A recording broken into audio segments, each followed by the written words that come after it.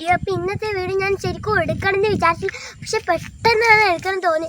ഇവിടെ ഒരു അത്ഭുതം കാണിച്ചത്. അപ്പുറത്തെ സൈഡിലും ഉണ്ട്, ഇപ്പുറത്തെ സൈഡിലും ഉണ്ട്. നോക്കാം, തുമ്പികൾ പാടത്തൂടെ അങ്ങോ